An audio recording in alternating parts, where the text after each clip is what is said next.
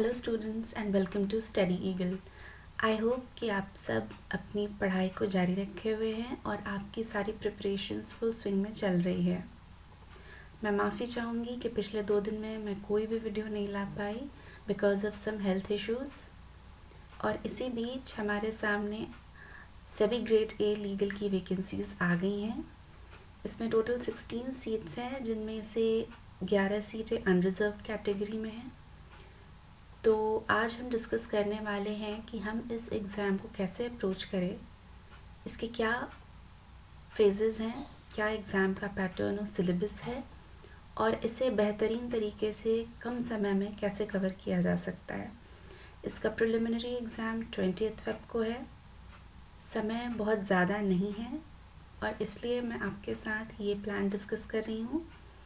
If you find my video useful, please like it, please share it with your friends and please subscribe to my channel। ये मुझे motivate करता है कि मैं आपके लिए ऐसे ही और वीडियोस लेकर आऊँ। तो चलिए शुरू करते हैं हमारे डिस्कशन के साथ। पहली बात ये कि इस एग्ज़ाम में 3 फेजेस होते हैं, phase 1, phase 2 and the third phase is the interview. अब हमारे पास समय काफ़ी कम है, so when we have less time we have to do some smart study।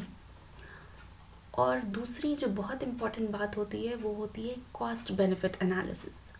हम किन टॉपिक्स को ज़्यादा समय दें जिससे कि हमें उस लिमिटेड टाइम में हमारे जितने भी एफर्ट्स हैं वो हमें रिजल्ट्स ला के दें। ये 2 बातों का ध्यान रखना बहुत ज़रूरी है। तो फेज़ 1 जिसका एग्ज़ाम 20 फ़रवरी को होने वाला है, उसके लिए ये 2 बातें आप जब भी पढ़ाई करें और जब भी किसी टॉपिक को उठाएं, ये हमेशा ध्यान रखें कि ये फेज़ 1 जो है, this is a screening exam and you will be facing the maximum competition in this phase. सारे बच्चे बैठेंगे और ये फेज़ आपका मेरिट में ऐड नहीं होता है। This is just to screen the best students so that they can appear for phase 2। तो इस फेज़ में आपको करनी है स्मार्ट स्टडी। तो ये स्टडी कैसे होगी ये समझने के लिए पहले हम पेपर के पैटर्न को देखते हैं। यहाँ आपको 2 पेपर मिलेंगे। In the first paper the subjects will be general awareness, English, quant, reasoning. और पेपर 2 में आपके लॉ के क्वेश्चंस होंगे जो कि MCQs होंगे। दोनों पेपर्स 100 मार्क्स के हैं। पेपर 1 में आपके पास 1 घंटे का समय होगा और ये 4 तरह के सब्जेक्ट्स हैं जो आपको स्टडी करने हैं। जनरल अवेयरनेस, जैसा कि मैं आपको पहले भी बताती आई हूँ, इट्स समथिंग अनप्रडिक्टेबल और इसे कवर करने का बेस्ट तरीका है कि आप न्यूज़पेपर्स तो पढ़ ही रहे हैं, साथ ही आप कोई मंथली मैगज़ीन को फॉलो करें और उसे मल्टीपल टाइम्स रिवाइज़ करें, जिससे कि उस मैगज़ीन में आने वाले जो की टर्म्स हैं वो आपको याद रहें।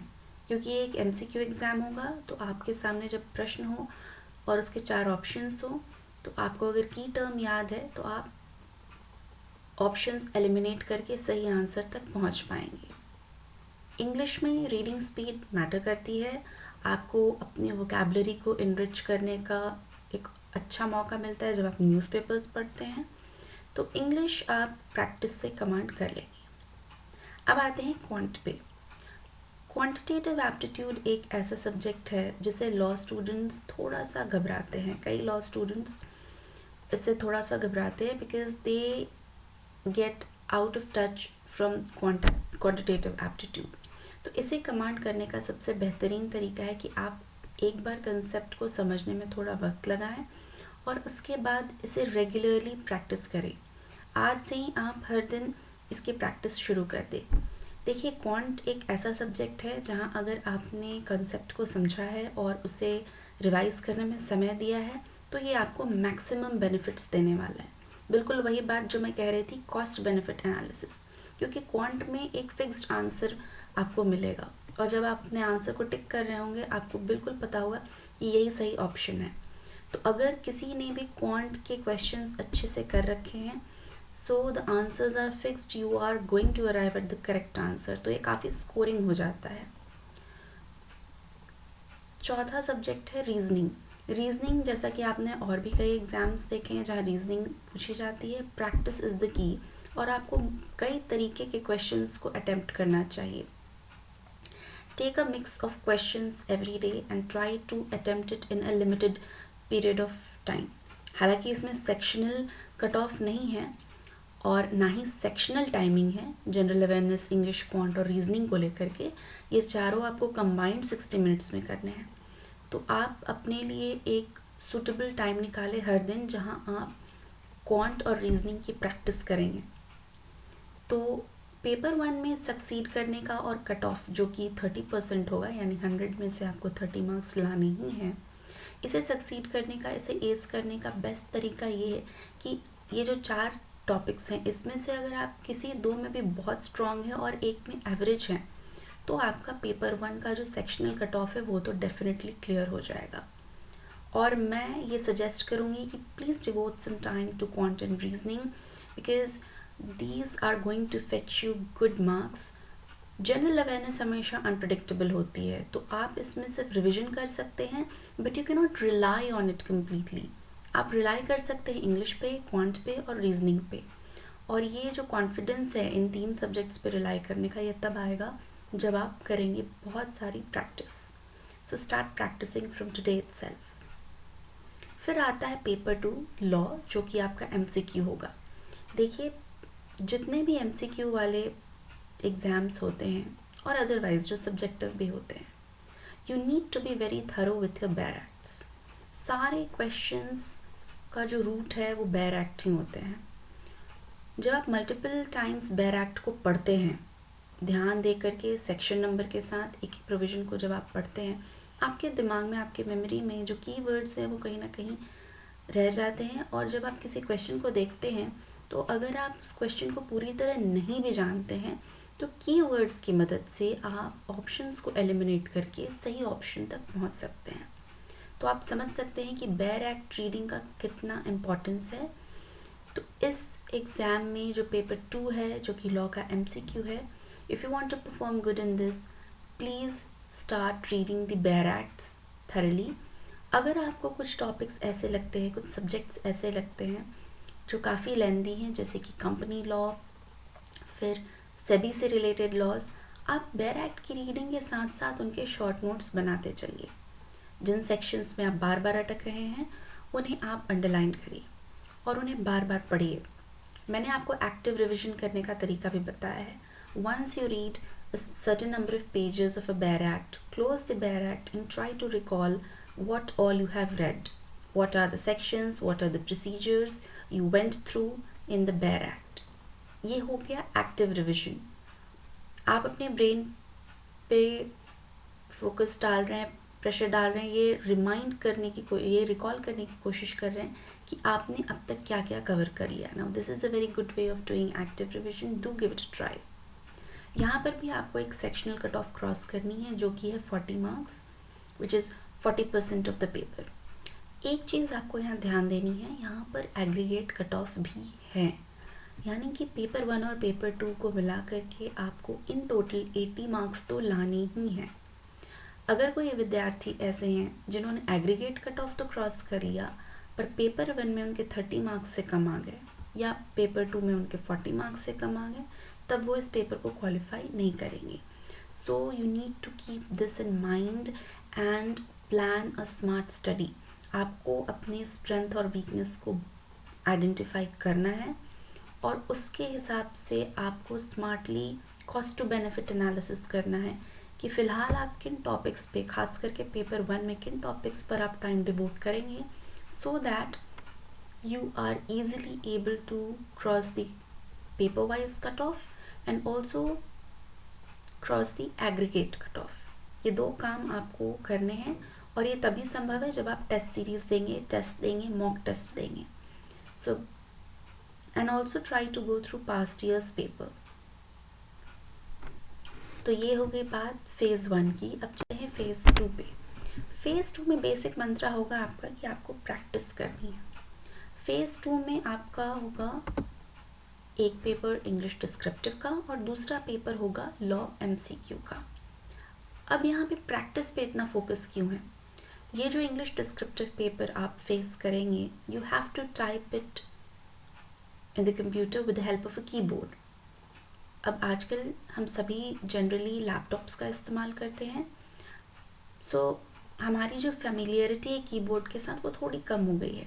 अगर आपके पास कंप्यूटर है भी और आप कीबोर्ड का इस्तेमाल करते भी हैं तो वैसे में आप फेमिलियर होते हैं अपने कीबोर्ड के साथ. So there is one suggestion I want to give all of you. Please start the practice of typing using a keyboard. इससे आपकी स्पीड बहुत इम्प्रूव होगी. कई बच्चे ये कंप्लेन करते हैं कि we knew the answer in English descriptive, हम बेहतर से बेहतरीन डिस्क्रिप्टिव पेपर लिख सकते थे, but we miss the paper और we couldn't finish the paper just because we couldn't type that fast. So please don't let this happen to you. आपके पास बहुत सारी नॉलेज है, you are well aware of everything which is happening around you. आप एक बेहतर ऐसे लिख सकते हैं, एक बेहतर आर्टिकल लिख सकते हैं, पर आप वो लिख नहीं पाएंगे just because you are very slow in typing. तो इसे ओवरकम करने का सिर्फ एक तरीका है, वो ये कि आप अभी से ही इंग्लिश डिस्क्रिप्टिव की थोड़ी थोड़ी प्रैक्टिस शुरू कर दें, आइदर एवरी डे और एटलीस्ट ऑन ऑल्टरनेट डेज. इससे आपकी टाइपिंग स्पीड तो इम्प्रूव होगी ही, साथ में जब आप एसेस की प्रैक्टिस करेंगे तो आपको समझ आएगा कि टाइपिंग करते समय आपको कहाँ कहाँ प्रॉब्लम आती है या किस तरह के टॉपिक्स हैं जिनमें आप थोड़ा लिखने में अटकते हैं. So this is going to help you a lot when you take phase 2 exam. Paper 2 होगा आपका लॉ का MCQ. अब आप अगर यहाँ इसके सिलेबस को देखेंगे जो कि मैं आगे डिस्कस करूँगी, पेपर 1 के लॉ का पेपर और पेपर फेज 2 के लॉ का पेपर, ये दोनों इनमें काफ़ी कुछ कॉमन है. Almost 95% things are common. So if you have read well for your phase 1, you are halfway there. आपको phase 2 में सिर्फ उसे रिवाइज करना है और 2 सब्जेक्ट्स आपके और ऐड हो जाएंगे, वो आपको फिर से देखने होंगे.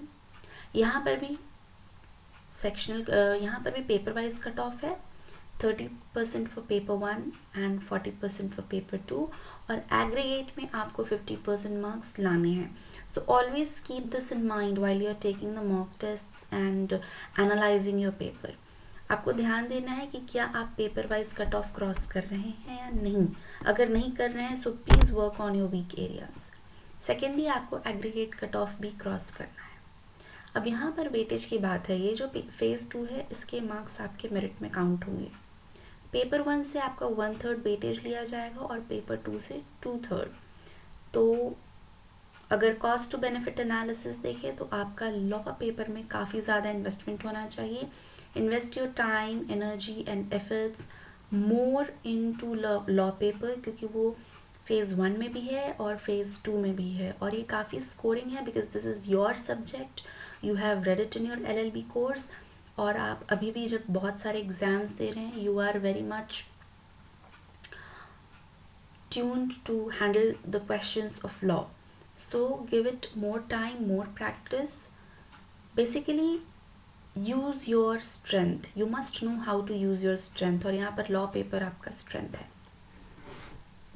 अब अगर हम बात करें कि पढ़ाई कहाँ से करनी है, तो मैंने आपको पहले भी बताया, बेयर एक्ट्स और आपके जो सेल्फ मेड नोट्स हैं, नथिंग कैन बीट दीज 2. अगर आपने ये 2 काम अच्छे से कर लिए, यू आर सॉर्टेड. इसके अलावा अगर कोई टॉपिक्स ऐसे हैं जहां आपको समस्या आ रही है समझने में, तो आप डेफिनेटली एक स्टैंडर्ड बुक को रेफ़र कर सकते हैं. इसके अलावा आप अपने LLB के जो कोर्स के नोट्स होते हैं उन्हें भी रेफ़र कर सकते हैं, जिससे कि आप में कंसेप्चुअल क्लैरिटी आ जाए. अगर हम सिलेबस को ध्यान से देखें तो फेज़ 1 का पेपर 2 और फेज़ 2 का पेपर 2 जो कि लॉ पेपर्स हैं, इन दोनों में बहुत ज़्यादा समानता है. सिर्फ फेज़ 2 में आपके 2 सब्जेक्ट और ऐड हो जाएंगे, 2 पेपर और ऐड हो जाएंगे, which is law of trust and also taxation laws. अब यहाँ पर अच्छी बात यह है कि सेबी ने जो सिलेबस रिलीज़ किया है उन्होंने सारे सब्जेक्ट्स के वेटेज दे रखे हैं, तो आपका काम और आसान हो जा रहा है. आपको मालूम है कि कौन से सब्जेक्ट से ज़्यादा क्वेश्चंस आएंगे और आप कहाँ पर कितना टाइम और एफर्ट डिवोट करें. तो आप यहाँ पे देख सकते हैं जिन सब्जेक्ट्स में सबसे ज़्यादा वेटेज है, जैसे कि कंपनीज एक्ट 15% था, तो उसमें मैंने पहले रखा है। So complete those subjects first, those topics first जिनकी वेटेज ज़्यादा है। और ये आपको तभी याद रहेगा अगर आप सिलेबस को 2 से 3 बार पढ़ें। तो सबसे पहले अपने सिलेबस को उठाएं, उस पूरे नोटिफिकेशन को उठाएं, उसे 2 से 3 बार पढ़ें, so that you are very familiar with what is important and what can be done a little later. तो जिन सब्जेक्ट्स का वेटेज ज़्यादा है उन्हें पहले करें और उन्हें बार बार रिवाइज करें। आपके लिए सिक्योरिटीज़ लॉ थोड़ा अलग हो सकता है, so devote it a little more time. कुछ बच्चों को समस्या आती है कि वो jurisprudence and interpretation of statutes को कैसे करें। देखिए, ज्यूरिस्प्रूडेंस एक ऐसा सब्जेक्ट है जिसमें काफ़ी बच्चे इस प्रॉब्लम को फेस करते हैं कि हमें समझ तो आ गया but we couldn't remember the facts और the names of the jurist, या हमने एग्ज़ाम रूम में जाके सब कुछ मिक्सअप कर दिया and we got confused in 2 options. तो इस समस्या से उबरने का एक ही तरीका है कि आप अभी से ज्यूरिस्प्रूडेंस को पर ध्यान दें और इसे थोड़ा थोड़ा करके रिवाइज करते चलें। इससे होगा ये कि जो अलग अलग टर्म्स है, की टर्म्स हैं, ज्यूरिस्ट के नेम है, वो आपको याद होते जाएंगे और साथ में आपका रिवीजन चलता रहेगा। तो ज्यूरिस्प्रूडेंस में जो समस्या आती है, the best way to overcome that is to be an early bird. थोड़ा पहले शुरू करें ज्यूरिस्प्रूडेंस को and keep revising it. Phase 2 में जो आपका लॉ ऑफ ट्रस्ट है और टैक्सेशन का है सब्जेक्ट, इसे आप फेज़ 1 के बाद भी थोड़ा कवर कर सकते हैं। अभी आपको जो कॉमन सब्जेक्ट्स है पहले उन पे फोकस करें और उन्हें बहुत अच्छी तरह से प्रिपेयर करें, उनके शॉर्ट नोट्स बना लें आप, और अगर उनसे जुड़े कोई लेटेस्ट केस लॉज हैं, keep making note of all of that, so that if any MCQ is there आप कंफ्यूज होके उसे छोड़े नहीं। All you need to do is you must know how to eliminate. और ये तभी होता है जब आप बेयर एक्ट की रीडिंग आपकी बहुत थॉरो होनी चाहिए, कवर टू कवर आप बेयर एक्ट को पढ़ें। तो यहाँ मैंने आपके साथ काफ़ी सारे पॉइंट्स डिस्कस कर लिए हैं, उम्मीद है कि आप इससे क्लू लेंगे। और इसके बाद भी अगर आपकी कोई क्वेरी है, आप कोई गाइडेंस चाहते हैं, please feel free to comment, to put your question in the comment section. I will be more than happy to answer your question. और अगर आपको मेरी वीडियो अच्छा लगा तो please give it a like, share it with your friends and subscribe to my channel. All the best for your preparations. If you have any queries, feel free to put it in the comment section. Thank you.